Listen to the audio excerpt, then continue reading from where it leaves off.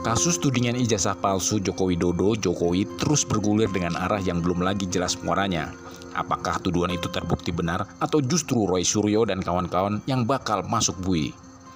Roy Suryo dan kawan-kawan sebagai pihak yang ingin membuktikan bahwa ijazah insinyur dari Fakultas Kehutanan Universitas Gadjah Mada UGM milik Jokowi adalah palsu, terus berusaha membuktikan bahwa tuduhannya benar.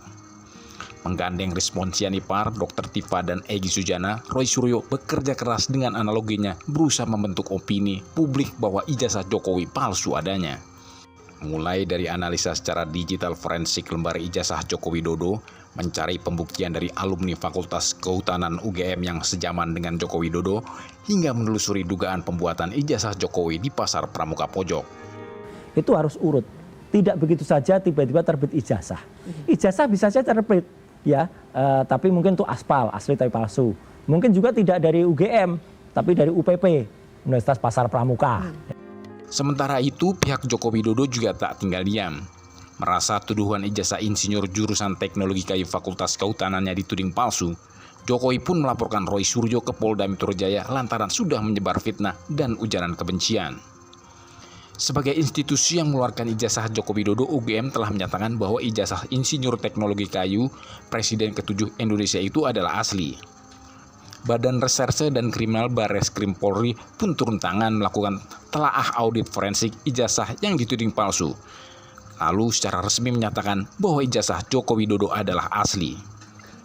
Namun Roy Suryo CS tak puas dengan keterangan resmi dari UGM dan Barreskrim.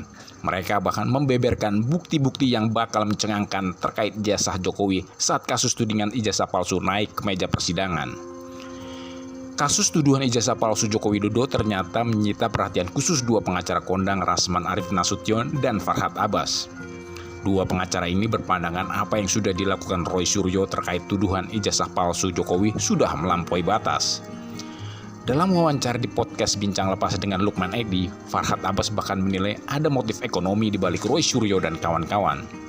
Nah, ini saya curigai, ini ada faktor ekonomi sebenarnya.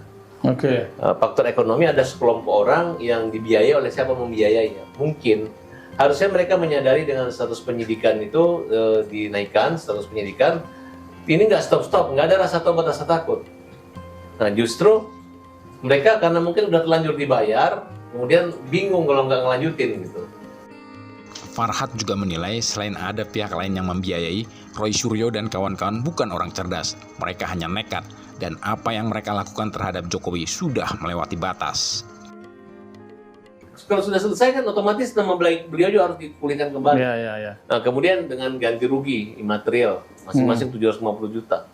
Nggak usah banyak-banyak lah, karena memang kaitannya menyangkut nama beliau. Kenapa nggak 100 miliar? Hanya 1,5 miliar saja.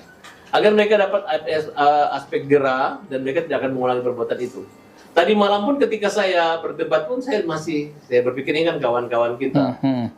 Kenapa kalian tidak minta maaf saja? Nah, kita telaah.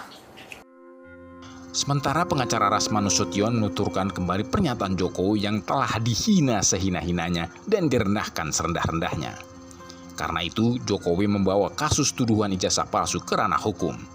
Rasman berpendapat, karena ijazah bukan konsumsi umum dan Jokowi sudah merasa direndahkan, maka ia menyarankan Roy Suryo dan kawan-kawan untuk minta maaf. Jiwa kesatria dia untuk menunjukkan kepada publik, ini ijazahku, silakan kalian periksa. Karena memang ijazah itu bukan konsumsi umum, itu kan privasi orang. Iya. Nah, jadi dengan itu, maka menurut saya, Pak Roy, udahlah kalian datang minta maaf. Iya. Dengan legowo, dengan kesatria, saya yakin Pak Jokowi memaafkan. Farhad Abbas dan Rasman Nasution adalah dua pengacara berpengalaman. Sarannya kepada Roy Suryo agar minta maaf pada Joko Widodo menyeratkan pakar telematika asal Solo bakal terbelit masalah hukum yang lebih besar.